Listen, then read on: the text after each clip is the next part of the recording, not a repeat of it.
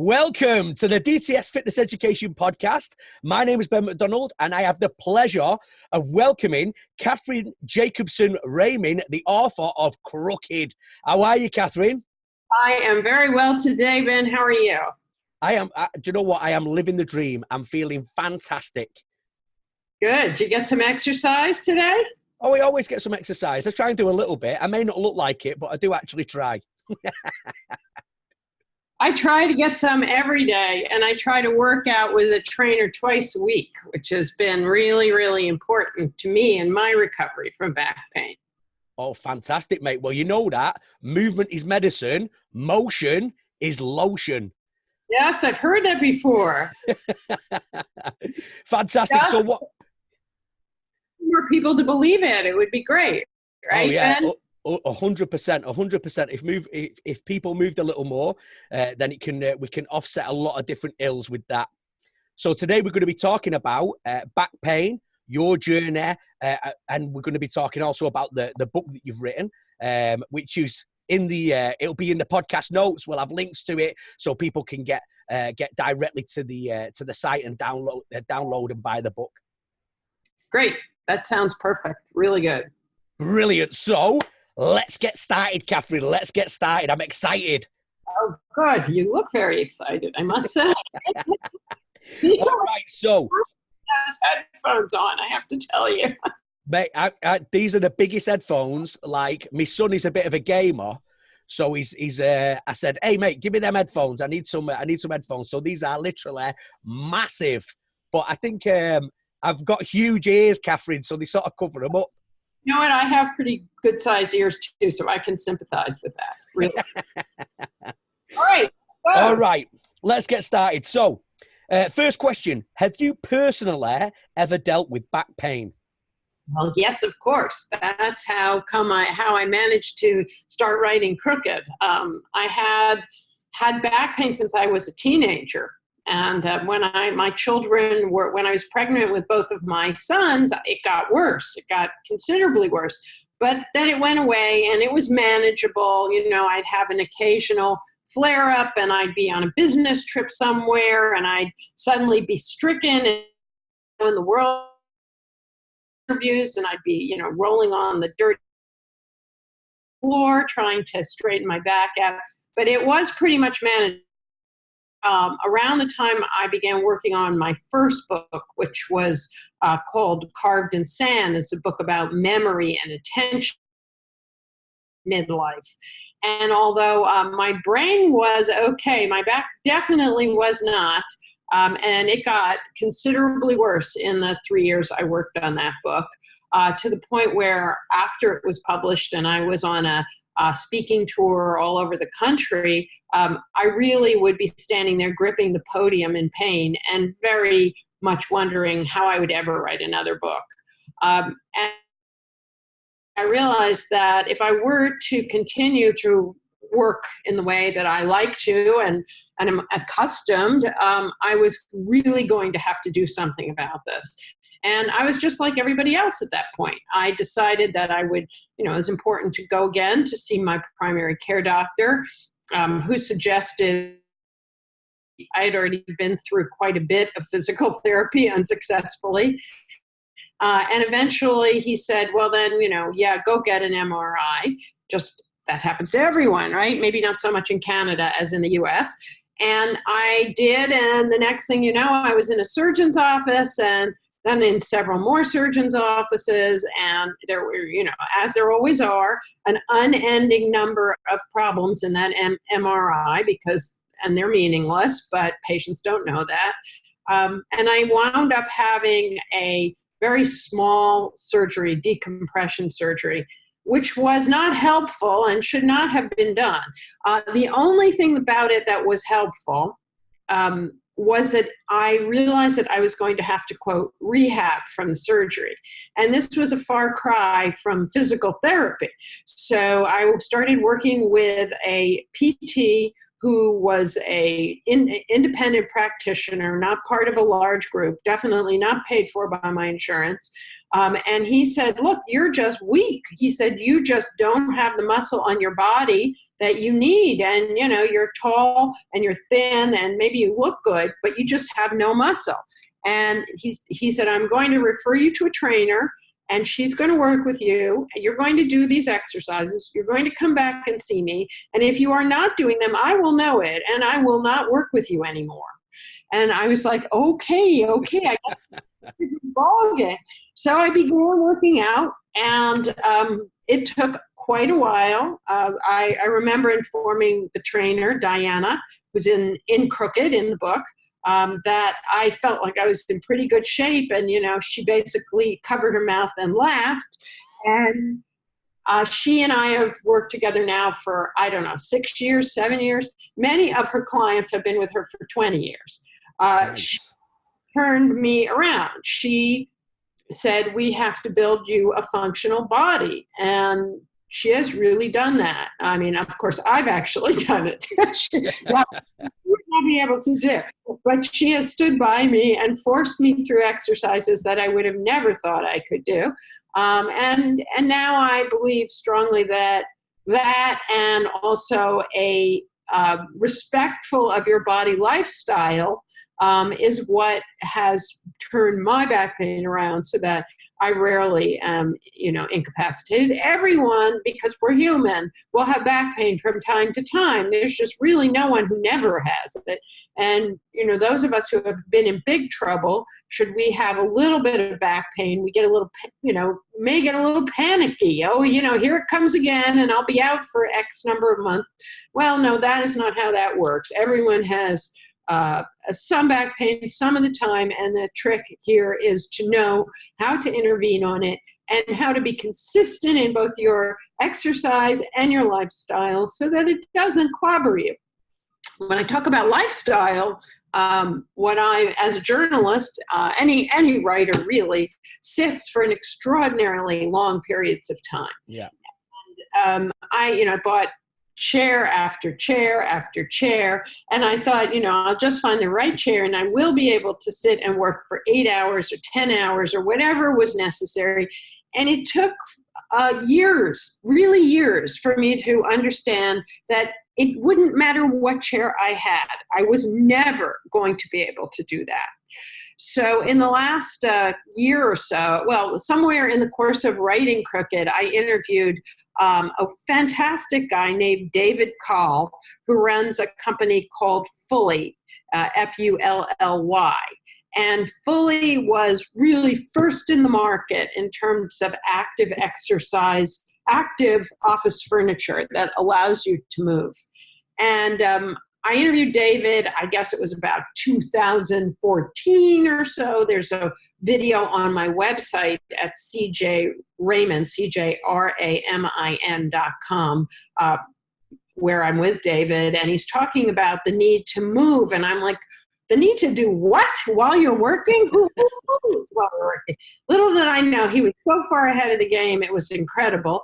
Fully has become a very successful company in the interim.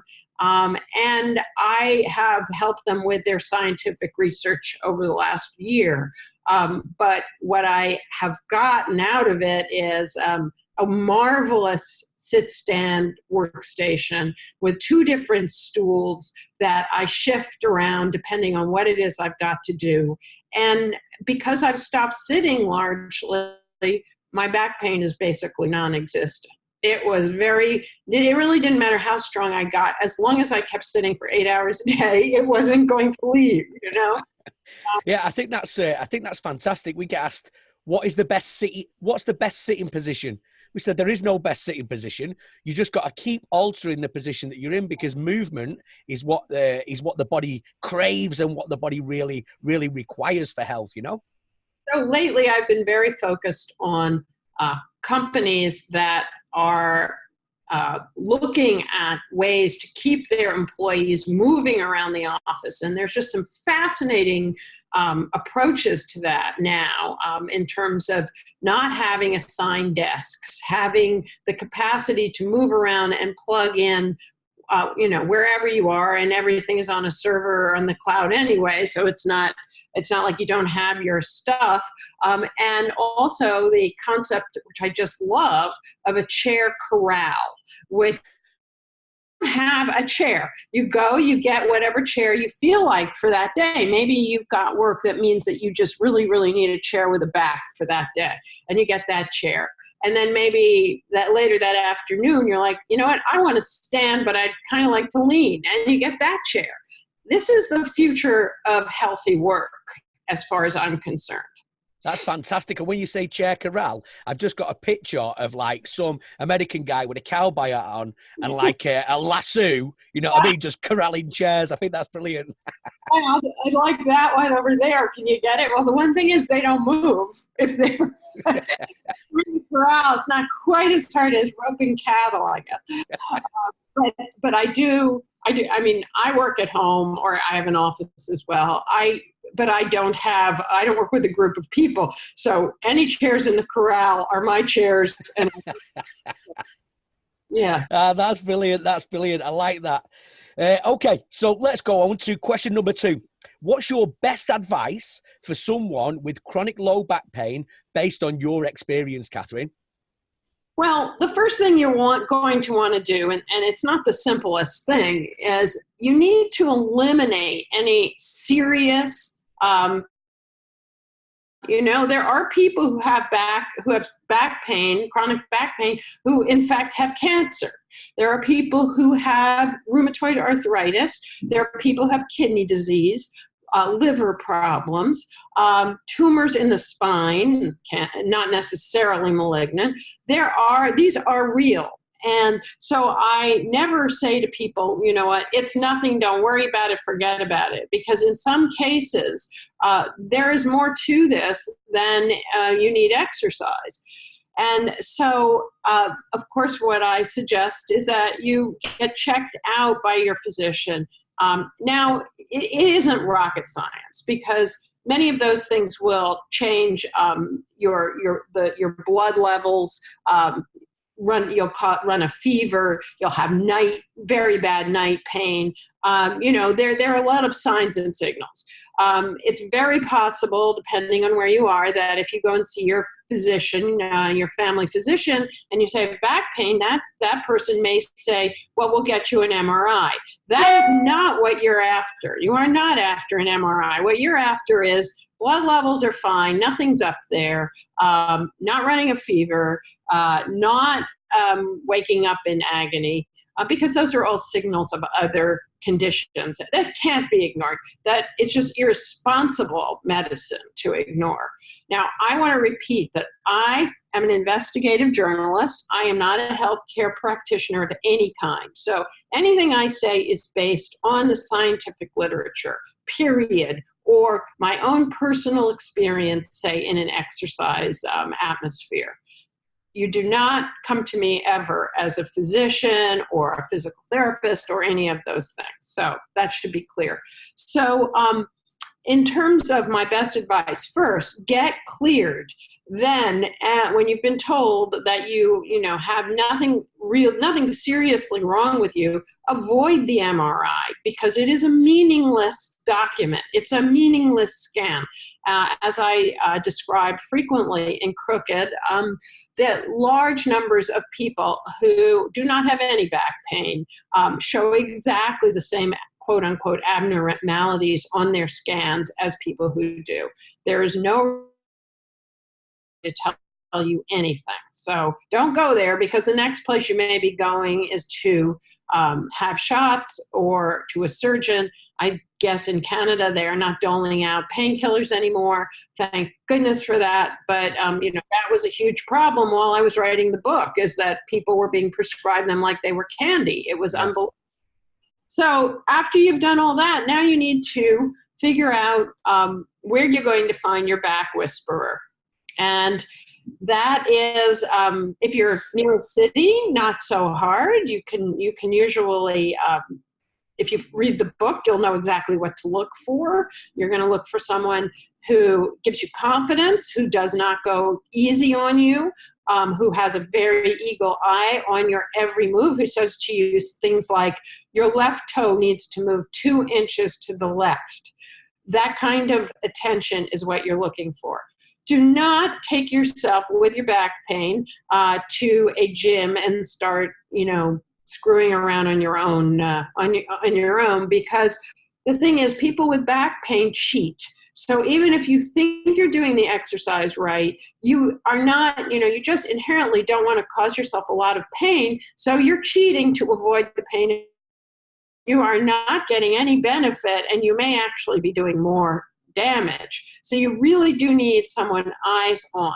Now, when you need to find that person, you can always go to the resource section on my website, which is, again, CJ Ramin, R-A-M-I-N, so CJRAMIN.com. And I have many, many good practitioners. They're exercise kinesiologists, exercise physiologists. They are across the board, really, in terms of their ability to work with you. And you don't have to be any specific type of practitioner. You just have to understand backs. You have to have put the time in, and you have to have an attitude which is a little bit beyond, well, let's just get through this somehow. Because to succeed in getting better, and I've seen this over and over and over again with readers, you have to have someone who's willing to push you and who you trust. Not to kill you. Now, you will think you're dying. That's the problem. This is working out. Actually, I'm in New York now. I normally live in California, but I was working out with another trainer who I love here and who appears in Crooked. And he said, we have to do something about this tiny muscle in the back of your shoulder. And he handed me these weights, and he had me do something that looked so innocuous. And by, 4 reps, I was like, Vinny, this is hurting me. And he's like, yeah, because you never activated those muscles in your life. And you are going to be a hunched over lady if you don't activate them. So I went back the next week, I said, or 3 days later, I said, Vinny, I could not move my arms for 2 days. Not funny. And he said, that's like the best news I ever heard. How are they now? And then he handed me the weights, and I was fine, and they never hurt again. But you have to be willing to live with that. So people tend to chicken out. They tend to back out. They tend to have a lot of excuses. That's why you need somebody who you can trust and who will push you. That's fantastic. And these can you just mention that resource on your website one more time for us, Cathryn, so everyone gets it? It's on my website at CJ Ramin, R-A-M-I-N, so CJRAMIN.com. And right up at the top on the home page, you see a little bar, and it says resource section. And if you click on that, you will see that it divides by location. We do have quite a few people in Canada on that page. Many in the US, and of course all over Europe, and even in Asia. I'm always looking for more. I add them regularly, probably a couple a week, and I'm very particular. So if you don't play by my rules, you don't go on there. It's like your chair corral. They're all your chairs. They're all my chairs. Yeah, nobody pays to be there. No one ever will. And if I feel that, on your website somewhere you were mentioning, scans, injections, say minimally invasive surgery, and the same breath as exercise, intensive exercise rehab, you're not going on there, because those things pain management should never appear in the same breath. So it's very strict, I will say. Yeah. Excellent. Well, hey, that's what it needs to be. That's fantastic. So we've got a resource there for everybody. All right. Question number 3. Is there something, based on your experience, that every person with back pain should question? Yes, there are many things. That's why the book is called Crooked, Outwitting the Back Pain Industry and Getting on the Road to Recovery. It's not as true in Canada. Canada is quite a bit more conservative about interventions, about invasive interventions. But yes, you must be very skeptical. You should not be offered a laundry list of interventions and asked to choose which one you want. You should not, by any means, assume that there is someone out there who can fix you. You will be fixing you. And that is assuming no serious pathology otherwise, you are the only one who will fix you. Now, people come to me all the time and they say, you know, I've got this terrible sciatica and they want to do a decompression surgery. And I say, well, that may well be necessary, but how do you know that's appropriate? And they'll say, well, you could see this herniated disc on the MRI. And I'll say, well, are you aware that there's a herniated disc on about 80% of the MRIs of people your age? Certainly not. That was never mentioned. You know, it was like, here's the culprit right here. And this is, we're going to fix it by doing this decompression. Well, possibly, but the trouble is that it got there for a reason, very likely because you are not you're not recruiting the proper muscle groups, you do not have glute strength, you may not have glutes at all. I mean, I see men all the time who are completely missing a butt, and they have back pain. And, you have to have glutes. I didn't particularly want them, but I realized you have them. That's the one thing I do, because, you know, it's like every dinner party, everything for me is a busman's holiday when they find out what it is that I do for a living or have done.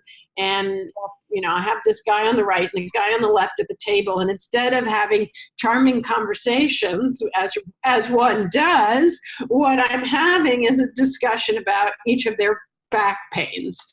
And I'll say, all right, enough of that. Stand up, pull up your jacket or your sweater or whatever. And I go, yep, don't have a butt. He's like, and I'm like, let me just, nope, you definitely don't have a butt. And you're going to need to get one. And the only way you're going to get one is how? You're going to have to do an enormous amounts of squats with weights. That's how you'll get a butt. And they're like, but I'm in too much pain. Well, unfortunately, the only way out is through, you know? That's fantastic. The only way out is through. And it sounds very much like my dinner parties, that, where it's like, hey, you know what I mean? But I'm not giving any valuable advice. I'm just like, it just sounds like a Mancunian dinner party. Well, I will say that I now don't always tell people. That sounds like the right approach, mate, to be honest. It got so a bit tedious to have to describe over and over and over. And we always are getting into the real nitty gritty of the problem, which is not that appetizing, really, you know. Yeah. How big was the incision? So, and let's talk about this for a minute, because there is such an inclination to go have this quick and dirty decompression, and that can be helpful. But if you do not rehab like a maniac, it will not be helpful. And the other part of a decompression, which is, you know, really well documented in the literature, is that you can develop instability, and as a result, because they're taking out a chunk of either ligament, bone, disc, something that actually belongs in there when they do a decompression. Depends, you know, what they're going to take, it varies. But if you develop this instability, and you may end up with a spinal fusion. And in the US, there seems to be a trend towards doing the decompression because insurance will pay for that. And then when the patient becomes unstable, then that's an indication for spinal fusion. So we're not really clear that many of these decompressions aren't just a way to get insurance to pay for a spinal fusion, certainly at the risk to the patient and, you know, significant discomfort and you know, no guarantee. And I would, before you even contemplate any of that, you need to find a really good trainer and you need to get to it. And the other thing that I want to talk about that I have learned, and it's becoming much more obvious to me and certainly documented also in the scientific literature, is that there is a heavy-duty neurological aspect to chronic pain. It is not where you think it is. You think it's in your right hip, it is in your brain. Chronic pain is the brain saying, I have lost track of what is going on here, but I think there's an emergency. And that can only be dealt with by intensive rehab, because the brain needs to be convinced otherwise. And the brain is so protective, and rightly so, that the brain is going to have to hear the news, which is, I just lifted 20-pound weights, 3 reps. Apparently, I am not dying. You can calm down now. Everything's okay. There will be no problem getting the groceries out of the car. And this is really the body informing the brain that there's no further need for this emergency. And over again, I have seen changes in people once they develop confidence that they can lift those weights. They can do, McGill's bird dogs. They can do these things. It's not because, they develop great psychological confidence. It's because the brain got the message. This person is no longer in trouble. We can back off now. It makes a huge difference. And, there is really no separation between the psychological, the physiological, and the neurological. Yeah. I like to point out that so many people, including me, have had emotional aspects that really have created this back pain. And I think that this is something that is often ignored. I think that trainers and physical therapists are scared half to death of it. But it's not as if your emotional state is separate from your physiological state. It is all one thing. And to ignore what is going on, and perhaps what has gone on in a person's life when that person has chronic pain of any kind, is a gigantic mistake, because the brain has gotten the message, and the brain is taking it out somewhere on the body. And until you can really acknowledge what is going on, you're not going to get better. That's really it. I mean, I've had many people come, readers, and they say, I've got this pain. I've had it for 2.5 years. I've injured myself. I said, really? Okay, how did you do that? Well, it happened when I sneezed. I said, well, you know what? The human body is a very strong unit, and the chances of you doing 2.5 years of damage to yourself by sneezing, not so much, really. And what else is going on? What was going on? Well, I got a kid with a problem. I'm getting a divorce. All of these very major, my mom's really ill, someone is suffering from dementia, really major life problems, are going on in that person. And until at least they can acknowledge that this exists, they aren't going to get better. Exercise will not get them better. It's a combination of this. And back pain patients are known to have these kind of psychological sequelae that are really important to work with. And most trainers don't. Most trainers don't even say, so what's new in your life? What's going on? I will say that my trainer, Diana, never, ever starts a session without saying, so what's going on in your life? Because it's really important. And I'll say, I had 3 conference calls, and one of my clients is, completely unpredictable and keeps canceling meetings and rescheduling them. And, I've got 9 people coming for dinner tomorrow night, and she'll say, oh, and your hips are really stiff, aren't they? And I'll say, oh, yeah, they are, actually.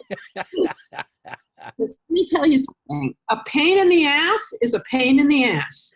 If you have that, there's a reason you call certain things so-and-so, or that was a pain in the ass. Now you really have one.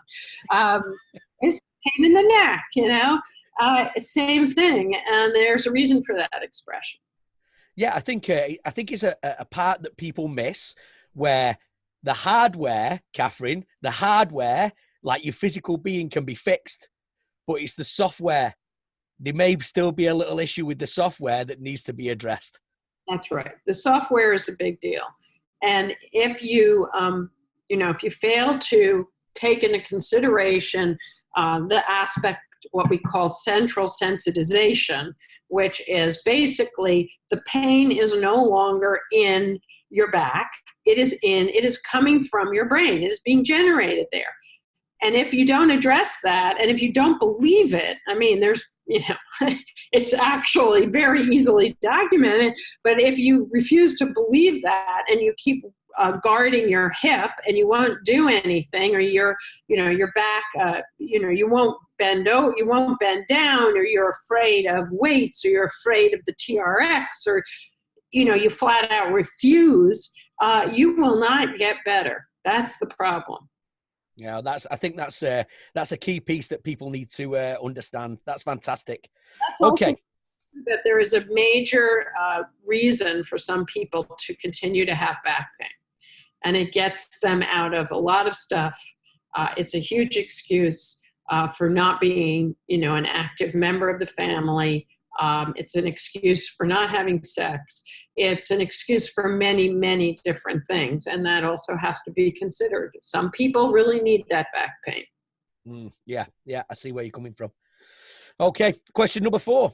When it comes to back pain, what, in your opinion, is something that is rarely addressed or understood? That should be easy because we just answered that question.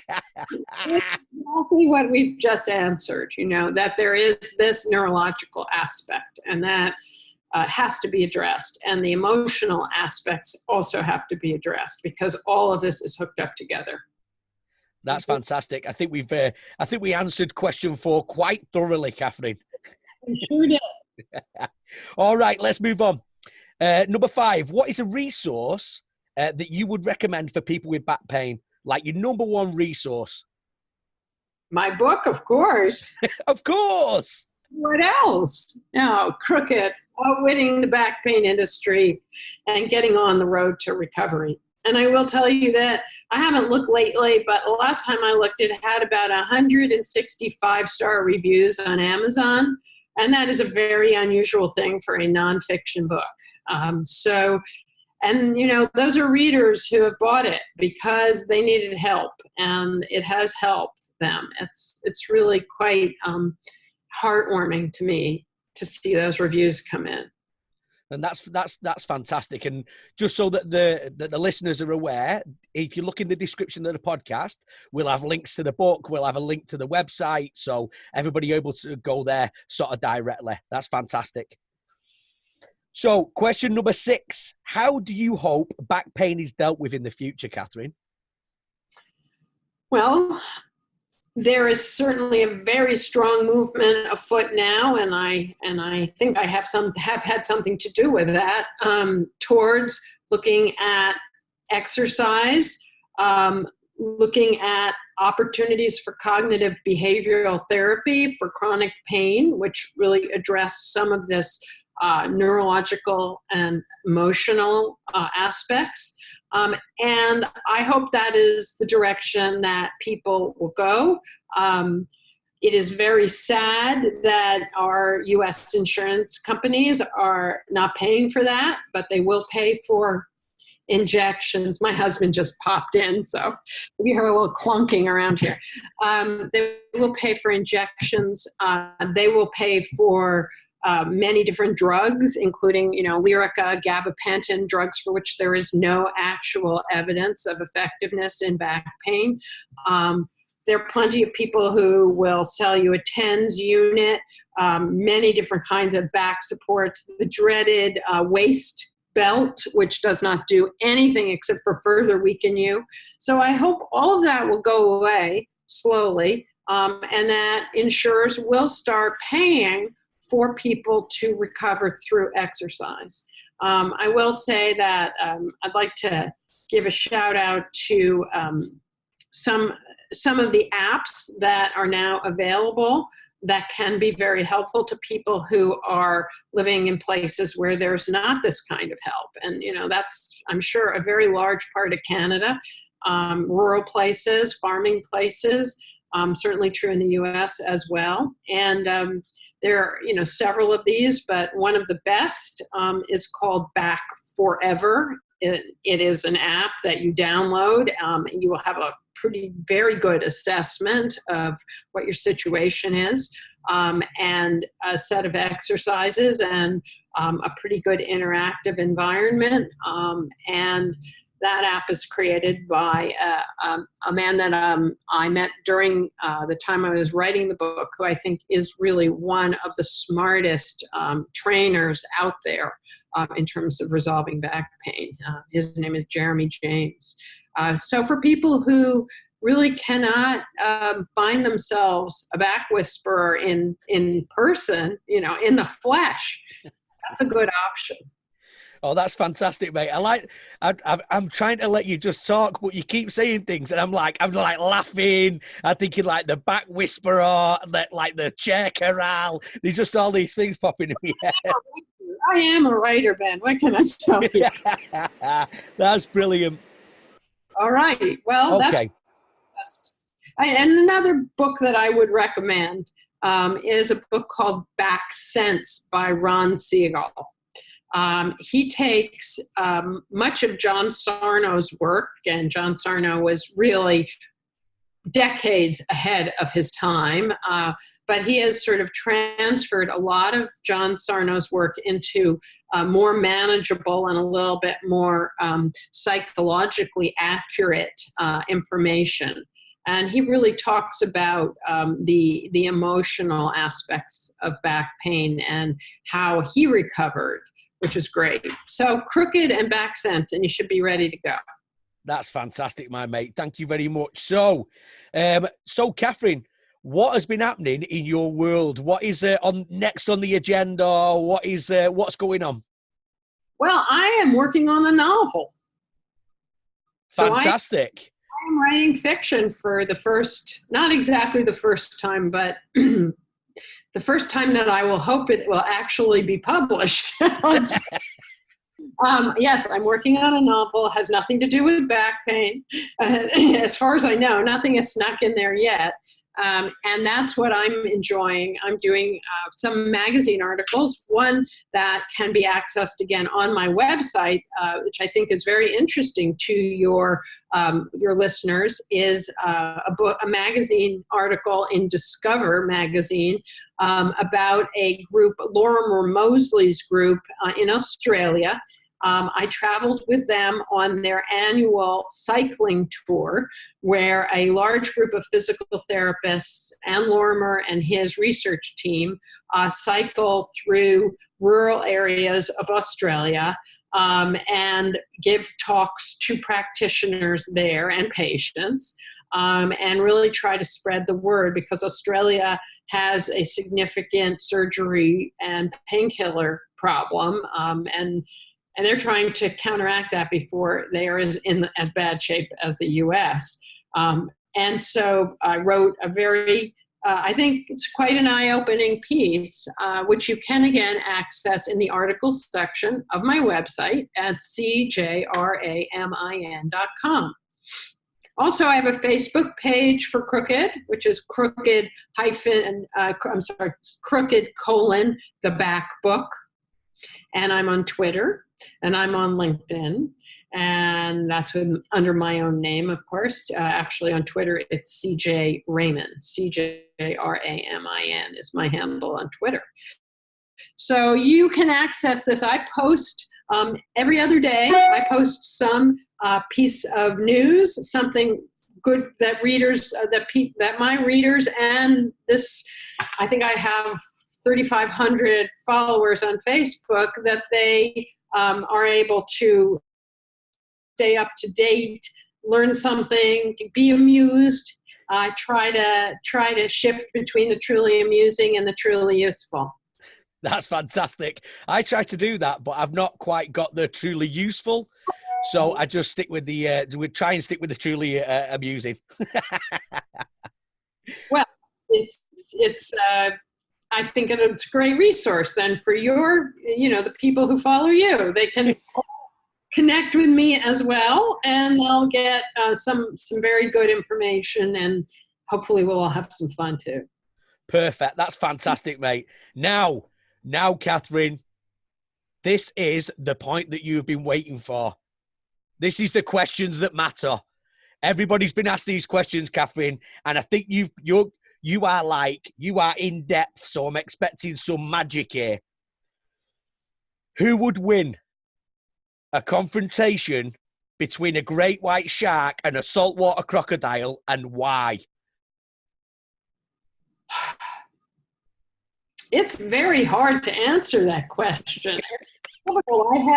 I have been around saltwater crocs in Australia, and I up in Port Douglas, and I know that they are stealthy. And for that reason, I would say a saltwater croc, because should the great white come anywhere near a saltwater croc, that croc would open its massive jaws and nail that thing. Now, the size is very different, but the crocs are extremely strong, and they are never seen until it's too late. And I know because in Port Douglas, we went on a really beautiful boat ride, and the guide would be saying, "See the croc?" And I'd be like, where? And I would finally see it, and it's like 10 feet long. And so I don't really know from a technical standpoint who would win, but I have a feeling that stealth is the winner here. I like that. And it's all experiential as well. So that's even better. Yeah. Well, thank God I have not run into a great white shark. So I really don't know. That's brilliant. Yeah, you can see both. Well, Cathryn. Fish, so. Yeah, definitely. Cathryn, I would like to say thank you very much for your time. We really appreciate it. And I'm going to finish by saying, go Cathryn Ramin! You're funny. Okay. Did you know that DTS Fitness Education are actually an education company? That's right. So if you like what you see and you would like a little more, go to dtsfitnesseducation.com and check out our live and online courses.